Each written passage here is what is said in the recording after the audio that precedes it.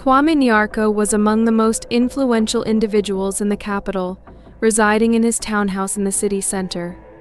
Though he was very lonely, he would never admit it, even to himself. Kwame was always busy with negotiations, business trips, and meetings, never finding time to pause and reflect. He moved confidently and decisively through life, like an arrow aimed at a target. Envy and admiration surrounded him. He was invited to TV shows and interviews, where everyone sought to learn the secrets of his success. Kwame willingly shared his time management and business strategies, yet no one could truly get close to him or rise as high as the 45-year-old bachelor millionaire. A minor inconvenience arose when Kwame returned from Switzerland and stopped by his home to change. His faithful maid, Nia, who had diligently cleaned his house for over 8 years, handed in her resignation. "I'm sorry, Mr. Nyarko, but the kids want to escape the city's noise and move closer to the sea, so they are taking me with them.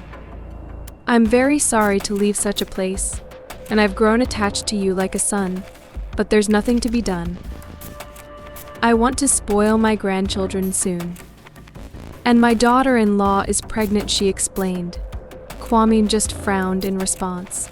In his view, family and other attachments only brought trouble to the orderly and thoughtful life he had meticulously constructed. Yes, the millionaire often behaved more like a machine than a human, but in the world of big business, there was no other way. You either moved forward regardless of everything or lost everything. He generously paid Nia and called his secretary, Akosua, to arrange for a new maid, stating the requirement that she be unmarried and childless.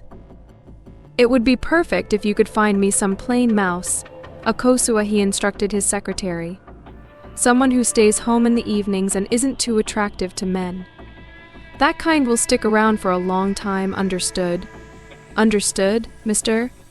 Nyarko," Akosua replied. "I'll do my best." The next day, Kwame saw her for the first time. She looked very modest, wearing a gray, slightly worn sweater, a black skirt below the knees, and her chestnut hair tied back in a simple ponytail. Blue eyes hid behind glasses, and on her feet were rough, old-fashioned boots. She spoke softly and shyly, constantly fiddling with the strap of her bag. "Just what I need," thought Kwame contentedly. Akosua is spot on. Where did she find her? It feels like this girl was standing in a museum as an ancient exhibit yesterday. "What's your name?" The millionaire addressed the new maid. "Amma," she answered quietly, afraid to look him in the eyes. "Excellent." Kwame nodded. "Come every morning, even when I'm not here, and clean up. The bedding needs to be changed every other day. Make sure to dust the plants and the glasses in the glass cabinets daily. At the end of the cleaning, you need to put on white socks and walk through all the rooms. If the socks remain white, you've done the job perfectly and can go home. If not, please redo the floors. Is that clear to you?" Amma nodded obediently and barely audibly replied, "Yes, Mr. Nyarko." Is she really this quiet, or is she pretending? Kwame wondered. She needs to be tested. When the girl left, he walked into his office and opened both safes, transferring money from one to the other. He opened one bundle and took out a dozen large bills, carelessly tossing them into the empty safe. Then he closed the first one, leaving the second slightly ajar enough to be noticeable. "Let's see if she's as modest as she seems at first glance," Kwame thought smugly and turned on the surveillance camera. The next day, he packed his suitcase and flew out on another business trip. Kwame returned after 2 days. Upon entering the house, he immediately noticed a pleasant fragrance in the hall. He walked through the rooms. Everything was clean and tidy, not a speck of dust, not a single crumb on the floor. Kwame decided to take a relaxing bath first. The bathroom was also sparkling clean. On the table were new shampoo, shaving cream, and toothpaste. Kwame admired the maid's care. He hadn't mentioned buying personal hygiene products, but apparently she noticed they were running out. After bathing, he put on his favorite dark blue terrycloth robe and soft slippers and went to his office. "So far, I'm pleased, but let's see what the video shows," Kwame muttered aloud. Of course, he was tired after the flight, but he had a habit of making decisions as soon as possible. If she didn't take anything from the safe, I'll have no more questions about her candidacy, the millionaire thought to himself. He turned on the TV screen, displayed the image of the room, and rewound the video to the desired moment. He fast-forwarded it, sat on the couch, and started watching. The spectacle was not too exciting. There was the maid entering the office in her black uniform with a white apron and starting to clean. She neatly stacked the papers and folders scattered on the desk, mopped the floor, and dusted the secretary's bookshelves and safes. Kwame yawned and fast-forwarded the video to Amma's appearance the next day. It all repeated again, the same boring actions that almost put Kwame to sleep. However, this time the maid walked across the floor in white socks with a serious and even tense look, which amused Kwame. He was about to turn off the video, satisfied that the maid hadn't touched his money, when suddenly on the video, Ama entered his office again. She was already wearing her street clothes, the same gray sweater and wide dark blue jeans. She stood in the middle of the office for a while as if hesitating. Kwame leaned forward, watching the screen intently. What was she going to do? Finally, determination appeared on Ama's face. She approached the bookshelves and picked up a book. The millionaire stood up from the couch to see better. Was she going to borrow something from his home library? She really is a bookworm, Kwame thought with a laugh. His surprise was immense when he saw that Ama wasn't holding a book at all but his old photo album. Kwame couldn't believe his eyes. Why did she need his photographs? In amazement, he watched as the girl hastily flipped through the pages, stopped at one, and pulled out a photograph. Then she looked around sneakily and quickly tucked it into her pocket.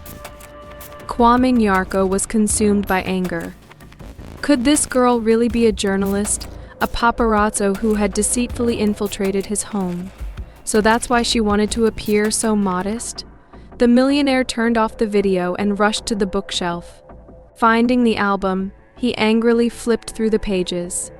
All the photos were in place except one. Kwame Nyarko tiredly sat on the couch, dropping the album to the floor and staring blankly ahead for a long time. He wasn't thinking of anything, not recalling anything, but his heart was painfully gripped by what seemed like long-forgotten bitterness and disappointment. Kwame didn't know how long he sat there motionless. His strange trance was broken by the loud ticking of the clock.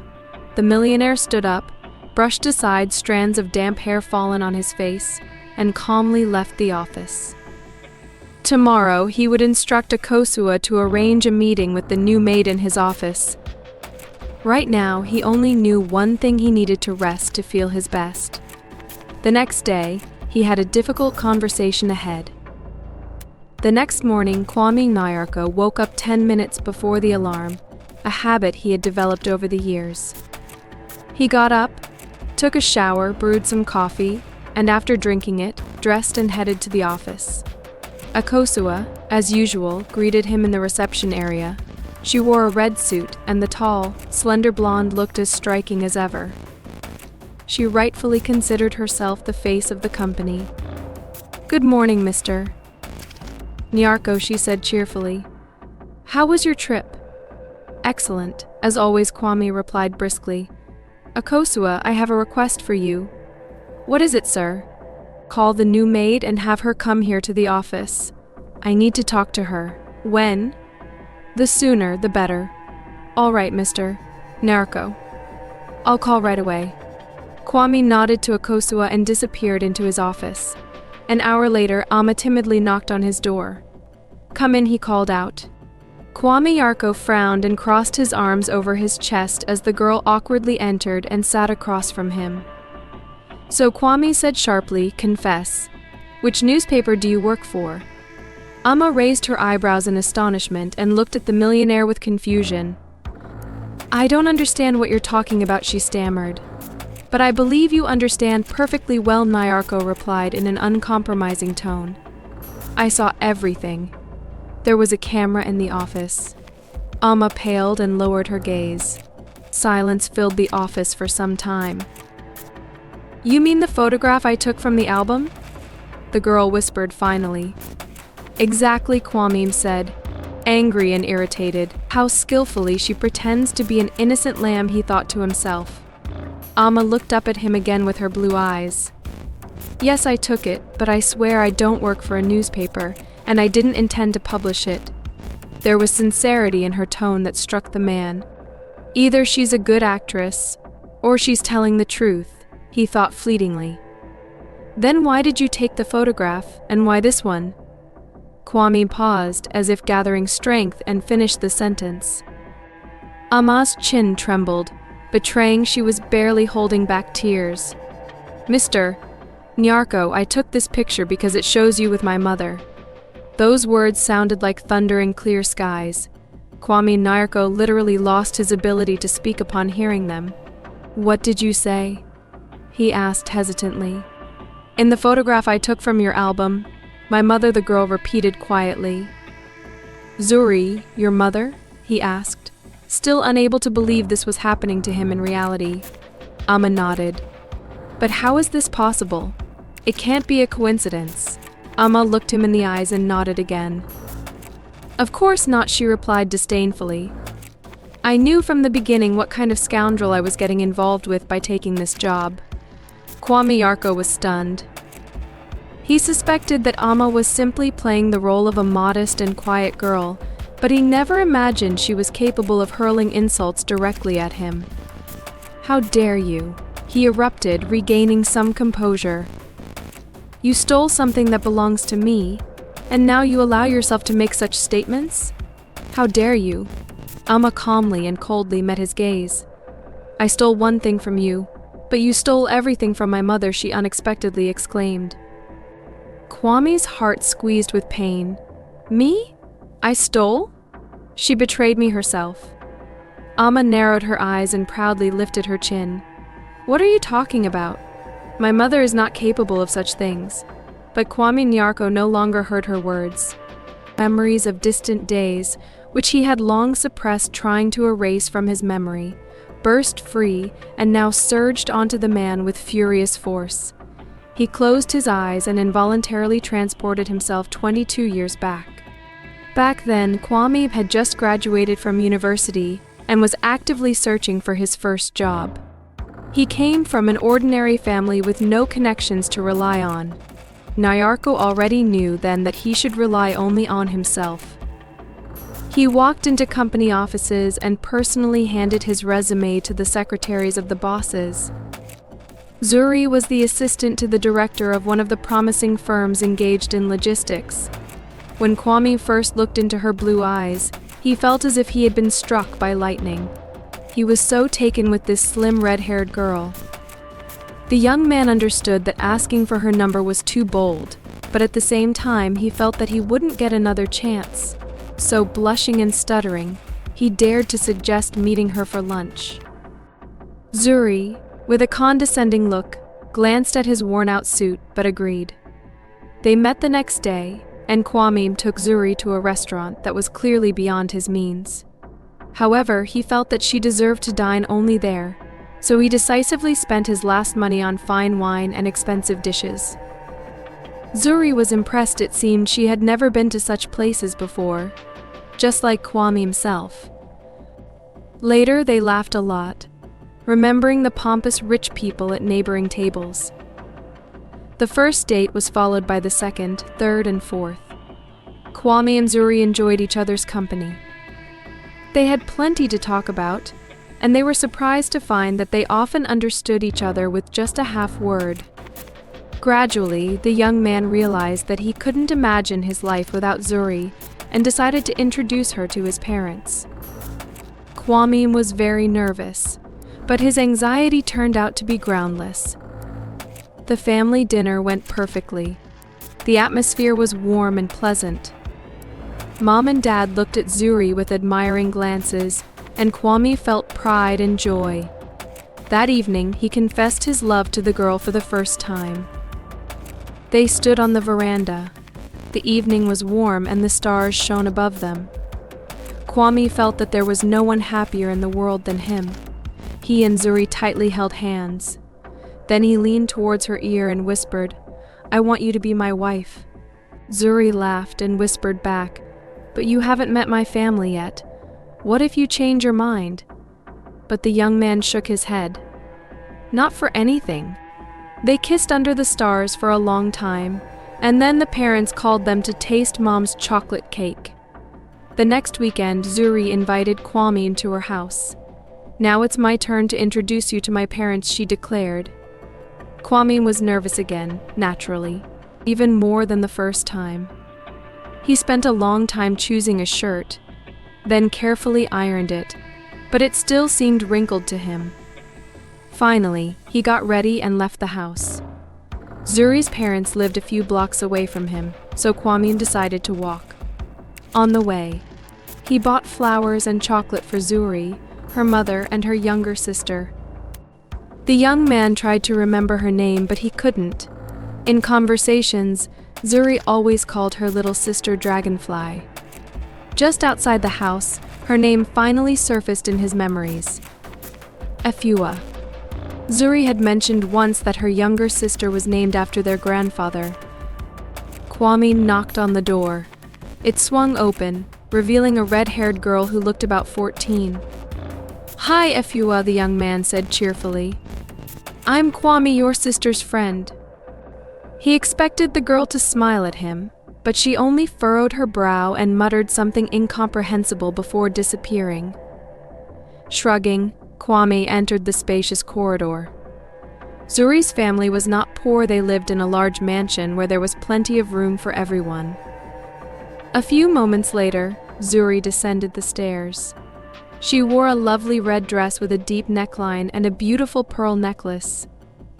She had her hair pinned up at the back, adorned with a shiny hairpin. "Oh, I see Dragonfly has let you in already," she exclaimed joyfully upon seeing Kwame. "Yes," and then promptly vanished, he admitted with a laugh. "That's her style," Zuri laughed. She took the flowers and chocolates. "Let's go to the living room. Our parents are already waiting for us there," Zuri said. Kwame took a deep breath and followed the girl. Zuri's parents turned out to be very nice people and excellent conversationalists. They asked Kwame about his work, and he willingly shared the latest news. He had managed to get a job at a good company that dealt with investments. "We're so happy for you," Kwame, Zuri's mom said. "Our daughter said you were looking for quite some time, and unfortunately, her company rejected your application." "Yes, that's true, but I'm not upset about it. Zuri's company has given me a treasure that turned out to be much more valuable than any of their positions," Kwame replied, smiling gently at his girlfriend. She smiled back at him. Efua, however, grimaced at the sight. She hastily stuffed everything on her plate into her mouth and, without thanking anyone, went to her room. "Efua clearly doesn't like me," Kwame whispered to Zuri. She just waved her hand in response. "Don't pay attention to her, darling. She's always like that." Kwame wanted to believe her, but something told him that Zuri was wrong. Apart from Efua's provocative behavior, the evening was a great success. When Kwame kissed Zuri goodbye and left the house, he felt great. The worry of the past few days had receded, and he was happy that the challenging moments were behind him. Now he could calmly propose to Zuri and prepare for the wedding. With his new job, he could afford a larger apartment where they both would feel cozy and comfortable. With these optimistic thoughts, Kwame returned home, took a shower, and peacefully fell asleep. Everything was turning out just as he had planned, even better. An old university friend, who had become a real estate agent, found him a beautiful apartment in the city center overlooking a beautiful park. Kwame went to see it alone. He wanted to surprise Zuri. He walked through the bright rooms, trying to imagine Zuri's reaction, and it seemed to him that he couldn't find anything better. The apartment seemed to be made for the two of them. Without any further doubt, Kwame made the deposit. Then he went downtown to buy a ring for Zuri. He pondered over options for a long time until he settled on a delicate and elegant ring adorned with a pale blue topaz. Just like the color of her eyes, he thought. He bought the ring on credit, intending to pay for it with his next paycheck. Now it was just left to propose to Zuri. Kwame carefully considered the details for a long time. He wanted everything to be very beautiful and romantic. While walking through the center, he noticed a small but cozy restaurant where a violinist was playing. He entered and ordered a cup of coffee. The waiter brought Kwame his order, and the young man sat for a long time, listening to the musician. Dreams took him somewhere far away. He imagined walking through life hand in hand with Zuri, and how she would become his only destiny. They would have children, then grandchildren, and they would spend their old age in a little house by the lake somewhere outside the city. Kwame even shed a tear. He envisioned it all so vividly. Then he got up, paid for the coffee, and firmly decided to return here with Zuri and propose to her to the beautiful sounds of the violin. It happened the following week, and everything went perfectly. Zuri suspected nothing. She was more beautiful than ever. Her pink dress accentuated her fragility and tenderness. She curled and let her hair loose, and they cascaded in beautiful waves down her shoulders and back. Kwame felt like everyone around was only looking at Zuri, and he felt proud that this girl would soon be his wife. Kwame felt like the luckiest and happiest person on earth. He was beside a beautiful woman, and things at work were going better than ever. It was like a fairy tale. When the violinist played one of the most poignant and tender melodies, Kwame got down on one knee and proposed to Zuri. She couldn't hold back her tears. Everyone around applauded. "Will you marry me?" Kwame asked Zuri, looking at her with eyes shining with anticipation of happiness. "Yes," the girl replied, elated. "Yes, I will." The guests applauded the beautiful couple once again. Kwame lifted Zuri up and twirled her around to the beautiful sounds of the violin. When they sat down at the table, a gray-haired man with long mustaches approached them. He wore an old-fashioned checkered jacket and trousers with pleats. "You're a very beautiful couple, and I'm a retired photographer," he said softly. "It sounds strange, but it happens. I got so tired of photographing endless and monotonous weddings that 5 years ago I swore I wouldn't take another photo, but you've inspired me. There's so much love emanating from you. So allow me to take just one photo." Zuri smiled and nodded. Kwame sat next to her and hugged his beloved, and the man took their picture. A couple of days later, he sent a copy of the photo to Nyarko's office. Kwame carefully tucked it into his planner to show Zuri later. The wedding was scheduled for the end of April. There was just over a month left to prepare. However, life intervened in the lovers' perfect plans. One morning, Kwame came to work and saw a note from his boss asking him to come to his office. Surprised and somewhat nervous, Nyarko immediately went to the chief's office. On the way, he pondered why the boss needed to see him. He really hoped he wouldn't be fired for some unknown reason. After all, the wedding was just around the corner, and moving to a new apartment, losing his job now would be unthinkable. However, Kwame's fears were unfounded. He immediately noticed that the boss was in a good mood. He greeted him warmly with a friendly smile. "I have news for you," Nyarko said, the boss, "and I hope you'll be as pleased with it as I am." Kwame smiled. "I certainly hope so too." The boss gestured to the chair opposite him, and the young man sat down. "The thing is," continued the boss, "we're opening our first overseas branch." "Oh, congratulations," Kwame said sincerely. "I wonder what I have to do with this," he thought to himself. "And you have a direct role to play in this," said the boss, as if reading his thoughts. "Me?" Nyarko was surprised. "You excelled at university. Your diploma speaks for itself. You have excellent reviews from your professors. You've also proven yourself to be a young but very promising specialist here. We need people like you.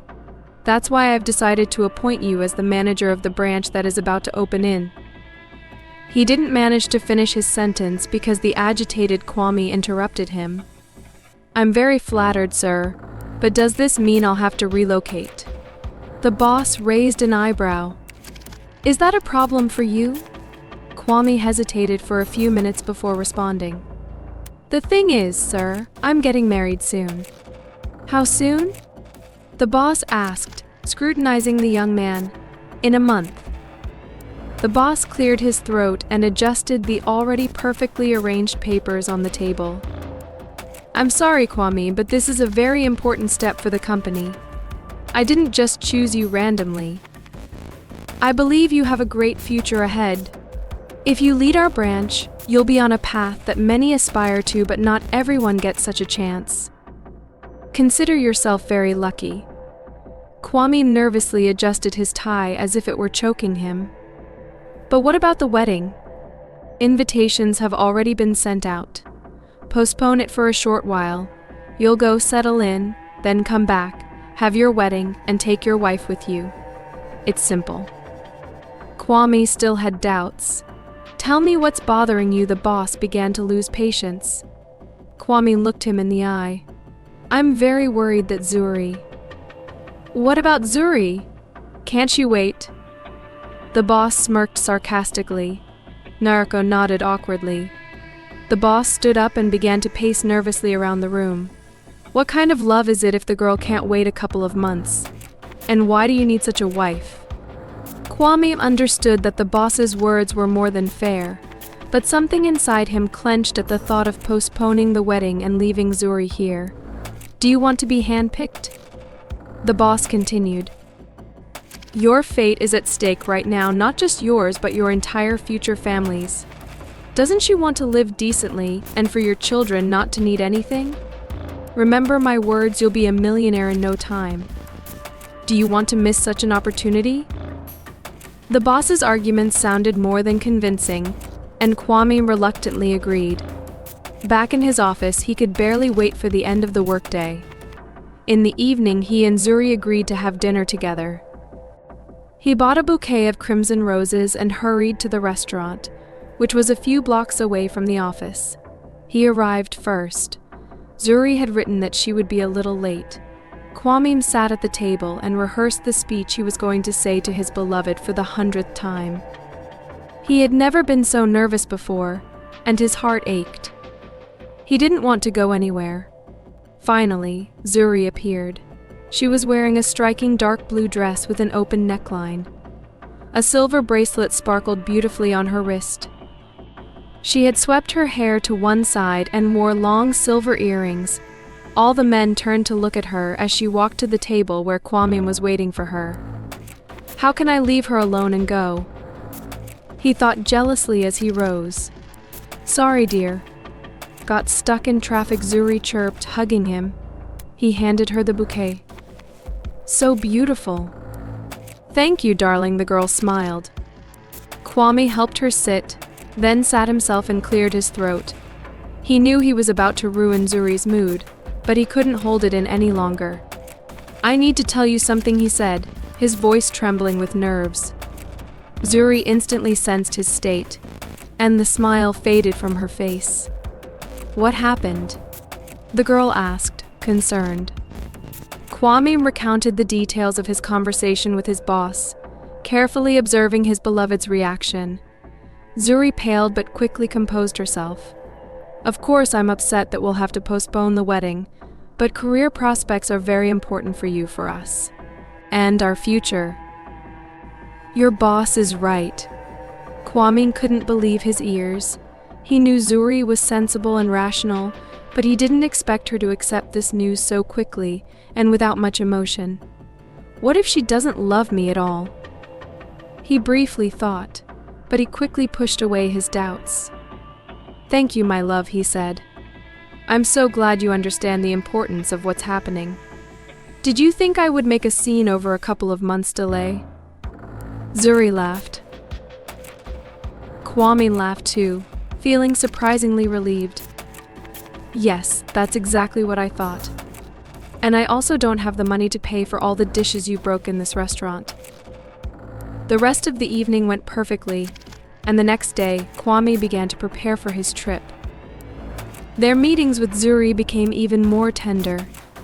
Both felt that the separation was approaching with each passing hour. The day before his departure, Zuri came to Kwame. They sat on the couch and turned on a movie, but both were too distracted to follow the plot. Kwame breathed in the scent of Zuri's perfume, wanting to memorize every detail. The girl held on to her beloved tightly. Around midnight, Kwame said he would call a taxi, but Zuri shook her head. "Tonight, I want to stay with you." Kwame's heart jumped in his chest. "Are you sure? I thought you wanted to wait until the wedding." Zuri nodded decisively. "Yes, I'm sure. Tonight, I want to be with you." Early in the morning, Zuri left. Kwame asked her not to see him off at the airport.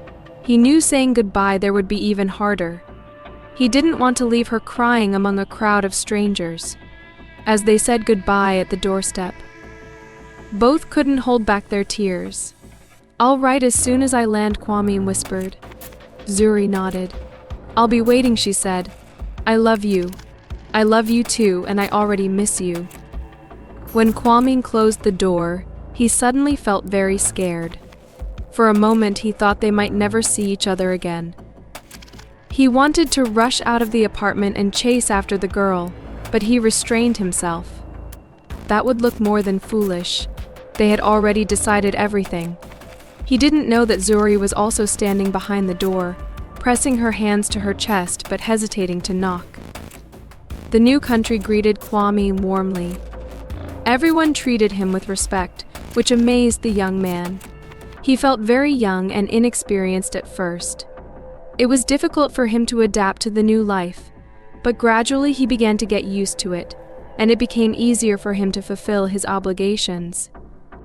Every day he called and wrote messages to Zuri. Time flew by quickly, and the lovers eagerly awaited their meeting. Kwame had already bought the ticket, they only had to wait 2 more weeks. That evening, Kwame called Zuri as usual, but her phone was switched off. Strange, he thought. That had never happened before. The young man called back an hour later, but the result was the same. He called Zuri all evening, but she remained unreachable. The next day, a message came, "Forgive me, Kwame. I met another man and fell in love with him." The young man read it in disbelief. He almost dropped the phone, his hands trembled so much.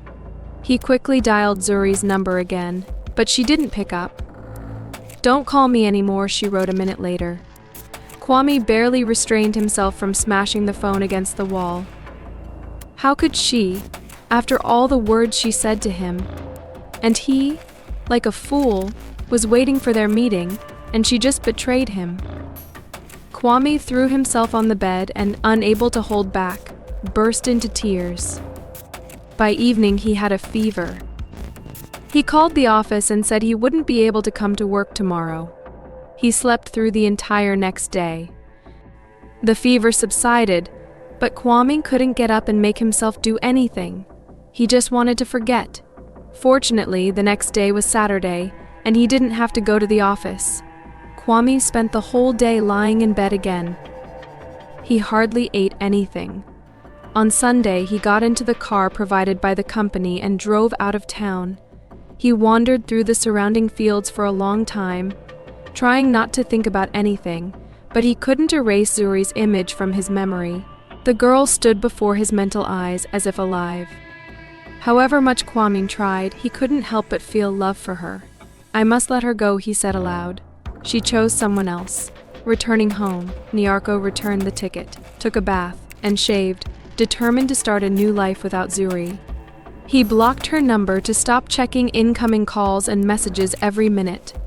On Monday, the young man went to work, and the familiar life once again swept him into the whirlpool of events. Kwame tried not to remember the past and not to think about the future. All he had left was the present, and he was ready to act and make the most of everything it could offer him. He succeeded in everything he undertook, and with each success, he reached higher peaks. Eventually, Kwame Arko left the company that had opened up so many opportunities for him, returned to his homeland, and started his own business. Luck favored him in everything. His business brought in more and more money, and one day Kwame became one of the most successful and wealthy people in the country. So what do you think my mother did? Narko heard the question, which seemed to carry an Arctic chill. He blinked, pushing away the memories, and focused on Emma's face. She looked at him hostilely. She found someone else 2 weeks before the wedding. "Isn't that enough?" he said angrily. The blank expression on her face ignited as she looked at the millionaire in astonishment. "What are you talking about?" she stammered, bewildered. Kwame stood up from the table and turned away to the window. Long-forgotten feelings of resentment, powerlessness, and despair surged back into him with renewed force. "So she kept this from me," the man bitterly uttered. Emma remained silent, casting her eyes down. She no longer felt hatred towards the millionaire. Something about the man's posture and the tone of his voice made her reconsider her opinion of him. "I don't know anything about it, but I'm sure it's a mistake," she whispered. "After all, my mother was already pregnant with me 2 weeks before your wedding." Kwame felt like he misheard. He turned to the girl, staring at her incredulously. "What? But that can't be." Emma bit her lip, tears welling up in her eyes. "My mother told me that you spent the night together before your departure." "That's how I came into existence," she said softly. Kwame nervously ran his hand through his hair and sat down. Then he closed his eyes, pain contorting his features. "Is it true?" he asked without lifting his gaze. "Just don't lie to me, please. I know what people are capable of for money." He looked at Amma. She was as pale as a sheet. "I know you don't believe me," she murmured. "But I want to get to the bottom of this myself. I always dreamed of seeing my father, of feeling what it's like to be a beloved daughter. I've always been deprived of that. My mother said my father died, but one day I found her diary and learned everything." Kwame looked at Emma, unsure whether to believe her or not, but his heart squeezed in response to her words. He no longer saw her as a brazen hypocrite. No, there was something in her eyes that made her seem fragile and vulnerable. He wanted to embrace her like his own daughter, to stroke her hair for a long time, soothing her worries and instilling confidence in her for tomorrow. "I think only one person can give us the right answer." "It's Zuri," the man finally said decisively. "But she doesn't know I'm here," the girl said, frightened. "I got a job with you without her knowledge. She doesn't think highly of you. I've heard her say many times that you're a coward and a scoundrel when she saw you on TV." Kwame flared up. "So that's what Zuri thinks of me," he bitterly thought to himself.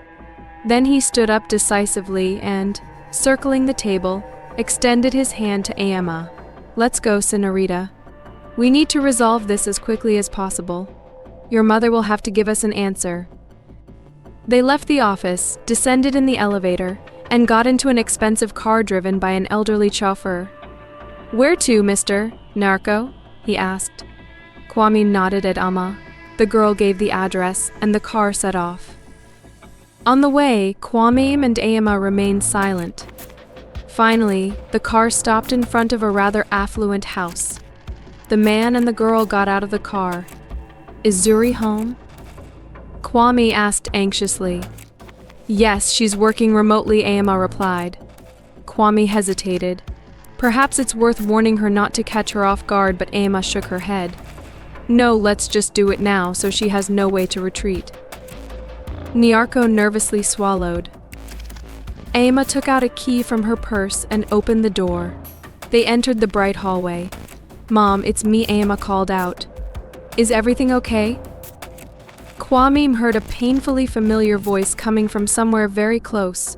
He suppressed the urge to rush into the adjacent room and embrace Zuri. "Yes, but I'm not alone. I have a guest with me, and he wants to see you," Emma declared. "Who is it?" the woman replied, and Kwame heard the sound of a chair being pushed back. In a moment, Zuri appeared at the threshold. She was wearing an elegant dark green dress and a white cardigan. Her hair was shorter than in her youth, but still the same shade of red. It cascaded in voluminous waves over her shoulders. Zuri's gaze remained unchanged. Kwame once again saw the same blue, mischievous eyes of the young woman he still couldn't forget. However, when Zuri realized who stood before her, shock flickered in her eyes. She anxiously covered her mouth with her hand. "Hello," Zuri, Kwame murmured softly. His hands trembled. His heart pounded desperately in his chest. "What are you doing here?" Zuri asked harshly, finally regaining her composure. She crossed her arms and looked at the man with hostility and coldness. "I came to find out the truth," Kwame admitted. "What truth are you interested in?" Zuri retorted. At that moment, Amma intervened in the conversation. "Mom, are we just going to stand in the doorway? Let's go into the room." Zuri shifted her gaze to Amma, and her facial expression softened slightly. She silently turned and headed into the living room, with Kwame following her and Amma bringing up the rear. As everyone sat down, there was a palpable tension in the room. Sensing it, Amma decided she was unnecessary here. As soon as the girl left, Kwame couldn't hold back and spoke as if all those years hadn't passed. "Why are you angry with me? It was you, not me, who didn't answer my calls and then wrote that you met someone else and fell in love." Zuri raised her eyebrows in astonishment. "What? I never wrote that," she exclaimed. "I was pregnant and waiting for you to tell you about it in person, not over the phone, and you just disappeared and blocked my number." "Are you saying I made it all up?" Kwame replied in the same tone. Zuri looked at him with confusion, then her eyes clouded over for a moment, as if she was trying to remember something. "Wait, before that happened, I lost my phone. I was sure it was on my nightstand, but it wasn't there. The next day, I found it under my pillow. It was very strange. I never put it there, but I was so glad to find it that I didn't think much of it. I thought I'd see a bunch of missed calls and messages from you, but the phone was empty. So I called myself only to hear that my number was blocked. I sat on the bed feeling out of sorts when my sister walked into the room. She asked me how I was doing, and I complained that I couldn't reach you on the phone. He probably found someone else." Afua shrugged indifferently and left the room with these words. Zuri helplessly shrugged her shoulders and cast her gaze down. "And you believed her?" Kwame guessed. "But she never liked me from the start. She probably didn't want us to get married. I wouldn't be surprised if I found out she took your phone and wrote those messages." Zuri flared up but couldn't retort. She's always been a rebel. "And yes, she was against the wedding. She was jealous of me being with you," the woman confessed and suddenly burst into tears. "What's wrong?" Kwame trembled. He wanted to hold Zuri close and never let go. Efua ran away from home when she turned 18. "We don't know where she is or if she's alive. Our parents nearly went mad with worry. It undermined their health." "I'm sorry," Zuri, Kwame whispered. He hesitantly stood up and approached, then sat down on the couch next to the woman and gently hugged her, fearing she might push him away. But Zuri, on the contrary, leaned into him and cried even harder.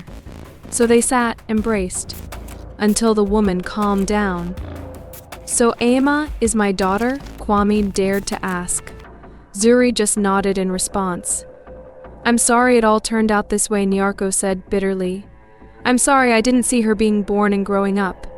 He lowered his head, feeling the pain of emptiness and loss. Zuri gently ran her hand through his hair. "But you're here now. Yes, you can't change the past, but you have the present now. Amma has found you. She needs you more than ever."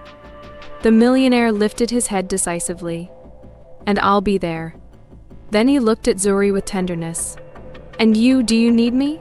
Zuri smiled and nodded in response. "Yes, I do." I never could forget you, Kwame Nyarko." Hearing this, the man felt like the luckiest person on earth. He held tight to the only woman he ever loved and, for the first time in 22 years, allowed himself to dream of a beautiful future. And now he was sure his dreams were destined to come true. Dear viewers, if you enjoyed the story, please support the video by liking it and leaving a comment. Thank you very much.